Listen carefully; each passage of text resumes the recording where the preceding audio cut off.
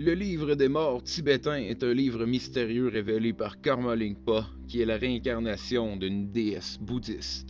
La provenance de ce livre n'est pas connue. Adaptation tibétaine d'un original indien ou beaucoup plus vraisemblablement adaptation bouddhique d'une tradition tibétaine antérieure au 7e siècle, le Barto Tolol est son véritable nom. Le livre en question parle de plusieurs sujets étranges et controversés. Pour plusieurs, ce livre semble être un guide pour préparer quelqu'un à travers la mort et la réincarnation selon les principes bouddhistes.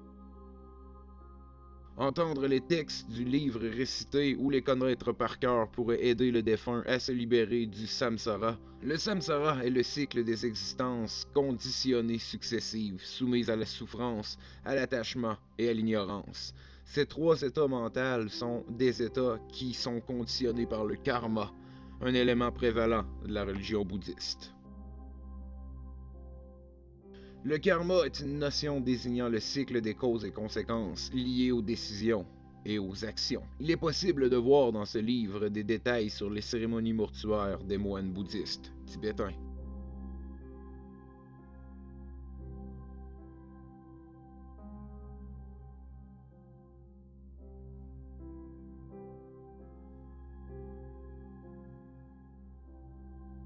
Certaines des étapes consistaient à attacher en position assise le mort en question. Cette position, appelée embryoniforme, symbolise la naissance hors de cette vie à une vie au-delà de la mort. Le corps ainsi est placé dans un coin de la chambre mortuaire pour qu'il ne soit pas assigné aux démons de la maison. Toujours selon les spécifications du livre des morts tibétains, l'esprit du mort doit aussi recevoir de la nourriture solide et liquide à chaque repas pendant la période du deuil. La nourriture est placée dans un bol en face du corps, et après que l'esprit du mort ait extrait la subtile essence invisible de la nourriture, elle est jetée. Il devient donc évident pour plusieurs que le livre des morts tibétains est un livre pour guider l'humanité avant et après la mort. Des détails sont aussi donnés sur la manière de disposer du corps après les cérémonies mortuaires. Il est aussi possible de savoir les différentes étapes dans lesquelles l'esprit du mort passera après la mort du corps. Beaucoup de bouddhistes croient alors que les renseignements sur ces différentes étapes peut aider l'esprit à être prêt lors de l'inévitable fin. Il s'agit de 13 jours ou 13 étapes à travers lesquelles l'esprit passera. Ces mêmes étapes ont été reprises par plusieurs dans la culture populaire des années 60 et 70. Plusieurs artistes comparèrent les descriptions faites de ces 13 étapes à travers la mort à une expérience psychédélique provoquée par le LSD. Le LSD, aussi connu sous le nom de diéthylamine de l'acide lysergique, est un psychotrope hallucinogène, très puissant. Il se présente sous forme de buvard, papier imprégné d'une goutte d'une solution de LSD, de comprimé ou de micropointe.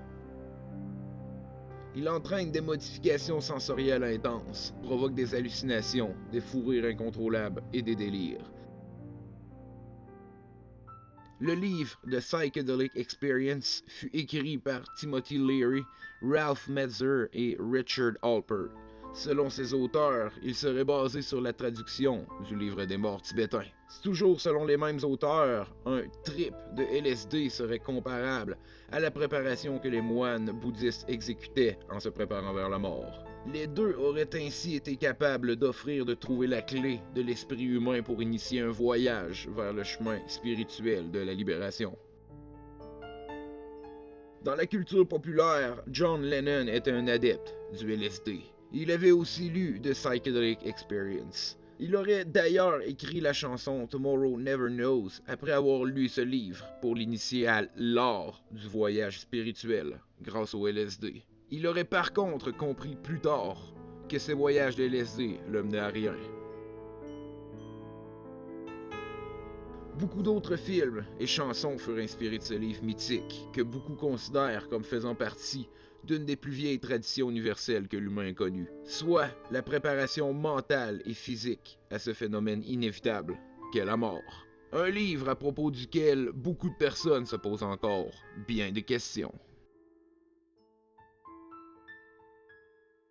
Certains mystères datent de si longtemps que toute tentative de le résoudre tombe maintenant dans la redondance et relève de l'impossible.